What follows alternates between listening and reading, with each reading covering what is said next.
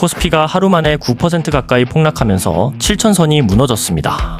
삼성전자와 SK하이닉스도 두 자릿수 하락률을 기록했고 골드 역시 중동 리스크가 커졌는데도 오히려 하락했습니다. 그리고 오늘 밤 시장의 방향을 다시 바꿀 수 있는 미국 소비자 물가지수 CPI가 발표됩니다. 오늘은 국내 증시가 급락한 이유와 CPI 결과에 따라 나스닥과 골드가 어떻게 움직일 수 있는지 살펴본 뒤 실제 자동 매매 기록까지 확인해 보겠습니다. 안녕하세요, 로드 투 빌리언입니다. 1000만원으로 시작해서 자동 매매 프로그램만으로 10억까지 도전기 자동 매매 챌린지 12일차입니다. 먼저 어제 국내 증시부터 살펴보겠습니다. 코스피는 전 거래일보다 8.95% 하락한 6,806.93으로 거래를 마쳤고 코스닥 역시 4.55% 하락한 799.36으로 마감했습니다. 장중 하락폭이 커지면서 서킷 브레이커까지 발동됐고 삼성전자는 10.7%, SK하이닉스는 15.37% 급락하며 지수 하락을 주도했습니다. 최근 코스피는 AI와 반도체 기대를 바탕으로 빠르게 상승했지만 그만큼 특정 대형주에 대한 의존도도 높아진 상태였습니다. 이런 상황에서 두 종목이 동시에 급락하자 지수 전체가 빠르게 무너진 겁니다. 어제의 하락은 반도체 기업의 실적이 갑자기 나빠져서 발생한 것이 아닙니다. 지정학적 위험과 국제유가 상승, 반도체주의 차익 실현이 한꺼번에 겹치면서 투자자들이 위험자산 비중을 빠르게 줄인 것으로 볼 수 있습니다. 특히 눈에 띄는 종목은 SK하이닉스였습니다. 미국 나스닥 ADR 상장 첫날 공모가보다 높은 가격에 마감하며 미국 투자자들의 강한 관심을 확인했지만 정작 국내 시장에서는 15% 넘게 급락했습니다. 미국에서 상장에 성공했는데 국내 주가는 왜 하락했을까요? 미국 시장에서는 새롭게 상장되면서 신규 투자 수요가 들어왔습니다. 반면 국내 시장에서는 미국 상장에 대한 기대감과 AI 메모리 성장 기대가 이미 주가에 상당 부분 반영돼 있었습니다. 상장이 실제로 완료되자 그동안 상승했던 주식에서 수익을 확정하려는 차익 실현 물량이 나온 겁니다. 여기에 HBM4 출하 확대가 아직 실적으로 완전히 확인되지 않았다는 우려와 최근 반도체주 상승 속도가 지나치게 빨랐다는 이슈도 함께 작용했습니다. 같은 기업이라도 미국 시장에서는 새로운 투자 기회로 국내 시장에서는 이미 많이 오른 종목으로 평가받은 셈입니다. 결국 주가는 좋은 이슈와 나쁜 이슈만으로 결정되는 게 아니라 그 이슈가 기존 가격에 얼마나 반영돼 있었는지가 중요합니다. 반도체주의 차익 실현만으로 코스피가 9% 가까이 하락한 걸 모두 설명하기는 어렵습니다. 시장을 더 크게 흔든 변수는 미국과 이란의 충돌 확대였습니다. 두 나라가 다시 군사적 타격을 주고받으면서 호르무즈 해협을 통한 원유 운송에 차질이 발생할 수 있다는 우려가 커졌고 브렌트유와 WTI는 장중 4% 넘게 급등했습니다.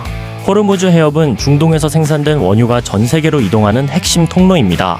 이 지역의 운송이 실제로 막히거나 불안해지면 국제유가는 단기간에 크게 상승할 수 있고 이는 운송비와 생산비 상승을 거쳐 결국 소비자 물가에도 부담으로 연결될 수 있습니다. 그래서 시장은 전쟁 자체뿐만 아니라 중동 충돌이 다시 인플레이션을 높일 가능성을 경계하고 있습니다. 이런 상황에서 시장의 시선은 오늘 밤 발표되는 미국 6월 소비자 물가지수 CPI로 이동하고 있습니다. CPI는 미국 소비자가 실제로 구매하는 상품과 서비스의 가격이 얼마나 올랐는지를 보여주는 대표적인 물가지표입니다. 최근 시장이 이번 CPI를 더 중요하게 보는 이유는 국제유가가 다시 상승하고 있기 때문입니다. 중동 리스크로 유가가 계속 오른다면 이번 CPI 숫자가 안정적으로 나오더라도 앞으로 물가가 다시 높아질 수 있다는 우려가 남게 됩니다. 그래서 이번에는 CPI가 예상보다 높았는지 낮았는지만 볼 게 아니라 에너지 가격과 서비스 물가의 흐름도 함께 확인해야 합니다. CPI가 예상보다 높게 나온다면 인플레이션 우려가 다시 커질 수 있습니다. 이 경우 미국 국채금리와 달러가 상승하고 높은 금리에 민감한 나스닥과 반도체주에는 부담이 될 가능성이 있습니다. 골드 역시 지정학적 위험이라는 상승 요인은 있지만 국채금리와 달러가 동시에 오른다면 단기적으로 하락 압력을 받을 수 있습니다. 반대로 CPI가 예상보다 낮게 나온다면 금리 부담이 완화되면서 국채금리와 달러가 내려갈 가능성이 있습니다. 이 경우 나스닥과 반도체주에는 저가 매수가 유입될 수 있고 골드 역시 금리 부담이 줄어들면서 반등을 시도할 수 있습니다. 다만 CPI가 낮게 나왔다고 시장이 무조건 상승하는 건 아닙니다. 미국과 이란의 충돌, 국제유가, 반도체주의 고평가 우려까지 동시에 작용하고 있는 만큼 하나의 지표만으로 시장 방향을 단정하기는 어려운 상황입니다. CPI 발표가 끝난 뒤에는 또 하나의 중요한 일정이 기다리고 있습니다. 오늘 밤 늦게 케빈 워시 연준 의장의 반기 통화정책 보고 의회 증언이 예정돼 있습니다. PI가 예상보다 높게 나왔을 때 연준이 이를 일시적인 유가 영향으로 판단하는지 아니면 추가 긴축이 필요하다고 보는지가 중요합니다. 반대로 CPI가 낮게 나오더라도 연준 의장이 금리 인하에 신중한 태도를 유지한다면 시장의 상승폭은 제한될 수 있습니다. 결국 오늘 밤은 CPI 숫자가 첫 번째 변동성을 만들고 연준 의장의 발언이 두 번째 방향을 결정할 가능성이 있습니다. 나스닥과 미국 국채금리, 달러와 골드가 짧은 시간 안에 크게 움직일 수 있는 하루입니다. 현재 골드도 중요한 발표를 앞두고 큰 변동성을 보이고 있습니다. 어제 골드 현물 가격은 중동 긴장이 확대됐는데도 오히려 하락해 온스당 4,060달러 부근까지 내려왔습니다. 국제유가 상승으로 인플레이션과 금리 인상 우려가 커지면서 달러와 미국 국채 금리가 함께 상승했기 때문입니다. 하지만 제가 자동 매매를 운영한 시간 동안에는 가격이 한 방향으로 계속 이어지기보다 짧게 상승했다가 다시 하락하고 하락한 뒤 다시 반등하는 움직임이 반복됐습니다. 그럼 이제 제가 어떻게 수익을 가져갔는지 실제 매매 기록을 보면서 설명드리겠습니다. Okay, let's go.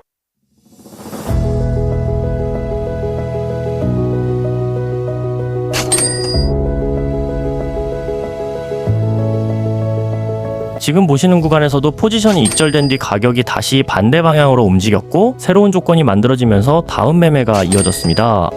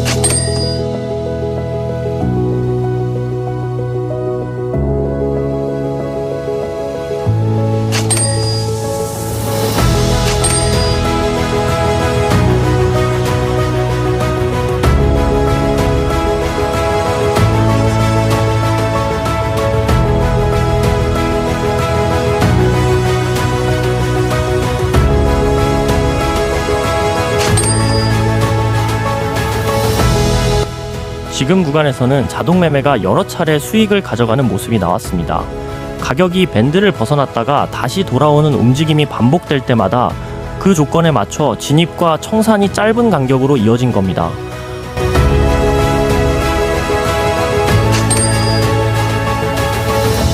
오늘 시작 잔고는 18,808달러, 오늘 최종 잔고는 19,462달러, 오늘 수익은 653달러가 되겠습니다. 자동 매매만으로 1,000만원에서 10억까지 갈 수 있을지 앞으로의 과정도 지켜봐 주세요. 자동 매매를 체계적으로 배우고 성장하고 싶으신 분들은 채널 하단의 링크를 확인해 주세요.